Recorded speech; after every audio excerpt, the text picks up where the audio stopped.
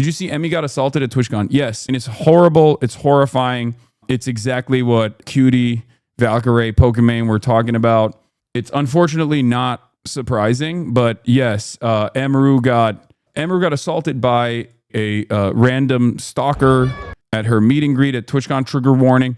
Security pushed the perpetrator away, but then turned back and allowed the man to walk away. Emiru comes back shortly and continues meeting the fans. And that's crazy that like she still went into it. So here she is at her meet and greet, and then some guy just like forcibly tries to hug her and then and kiss her. It's sexual assault. For the record, what should be happening in this situation is that you don't just let this person walk away or like ban them from the convention. You actually ban them from freedom. You ban them from walking around freely by arresting them, because that's precisely what it is. What are we doing here? Like, because Twitch was like, oh yeah, I'm so sorry that this happened. We banned the person from the platform and we banned them from the convention. And it's like, ban them from being a free person that gets to walk around freely. I'm not like a very draconian person at all, but like, you know, something should be happening in terms of apprehension. Am I crazy? That's like pretty basic demand, right? Here's the video. His security comes in and just pushes him off. Whoa. And takes him away, and then another staff takes Emiru away as well. Then the security rushes back to Emiru to make sure that she's okay. But in the process, I guess like they just kind of let him go, which is crazy. That's Emiru's security guy, not Twitch. Yes. What the fuck just happened?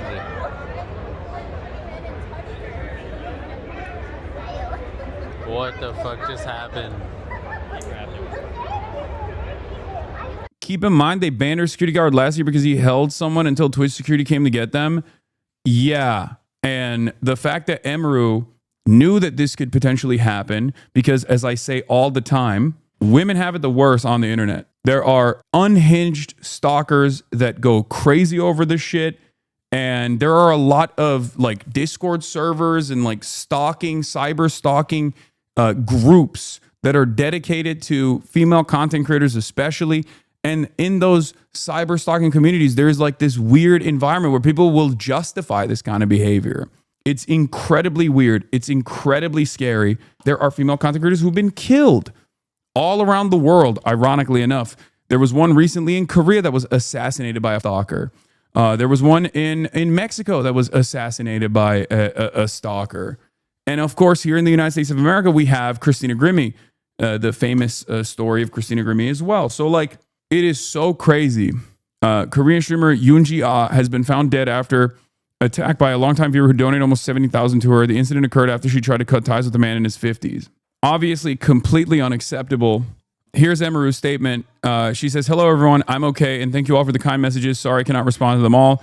Yesterday, the man who assaulted me was allowed to cross multiple barriers at TwitchCon and even in front of another creator's meet and greet to grab me in my face and try to kiss me. Fortunately, he wasn't able to, but a lot of people have pointed out that it could have been a lot worse. I'm obviously shaken up by what happened, and it's not the first time I've dealt with something like this, but to tell you honestly, I'm a lot more hurt and upset by how Twitch handled it during and after the fact.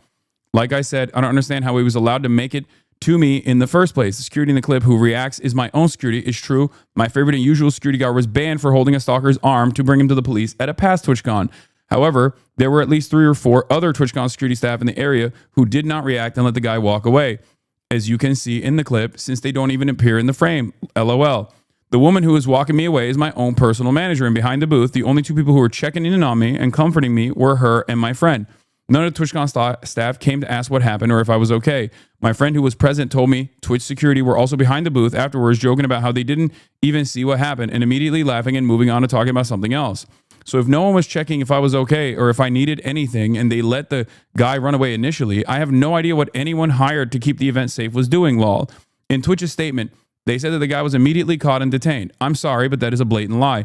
He was allowed to walk away from my meet and greet, and I didn't hear he was caught until hours after he attacked me, and it felt like this only happened because of my manager pressing for it, not because TwitchCon staff present thought it was a big deal. That is insane. I have a lot more I want to say, but I will say it on stream later today instead of writing a book on here. Thank you guys again. Sorry you all had to see that. This is definitely my last TwitchCon, and as sad as me to say, as a 10-year off and on attendee of TwitchCon. I think other creators should seriously consider not attending in the future. I did not feel cared for or protected. Even bringing my own security and staff, I can't imagine how creators without those options would feel. Stay safe, y'all. Everything is going to be okay. Twitch proving all streamers not wanting to go to the con, correct? That sucks. Yeah. I mean, look, the reality of the matter is every content creator, no matter how big or small, especially female content creators, know that this is something that can happen. So if you actually see a female content creator, especially at one of these conventions, remember that they know all of that and they came in spite of all of that because they still wanted to see their fans. There is always this target on people's backs regardless. There's this target on like large content creators' backs as well, but it's not to the same degree. It's not to the same severity.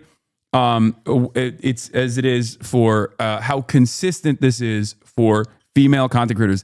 That's why for years and years, I have told you over and over again, whenever people are like, Hasan, you get harassed all the time. Do you feel like you're the most harassed person? I'm like, no.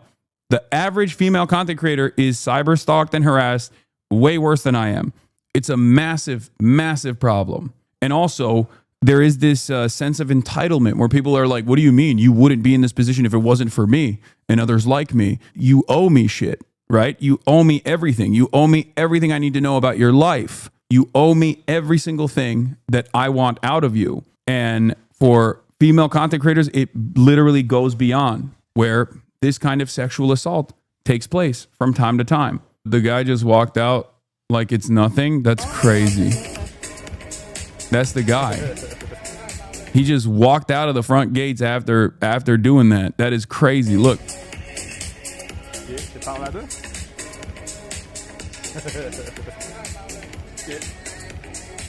Emiru gets attacked at TwitchCon and there are still chatters in here trying to drama bait. Hashtag give it back. So, seeing meet and greet was pretty cool though. Yeah, he's right there. That was fun. He just walks past them. Cyber stalking leads to actual physical stalking is what I'm saying. But unfortunately, neither is like, there is no real method of stopping this. There is no real method of stopping this. We have no legislation. We have no mechanisms of apprehension. It's also not really taken seriously as well.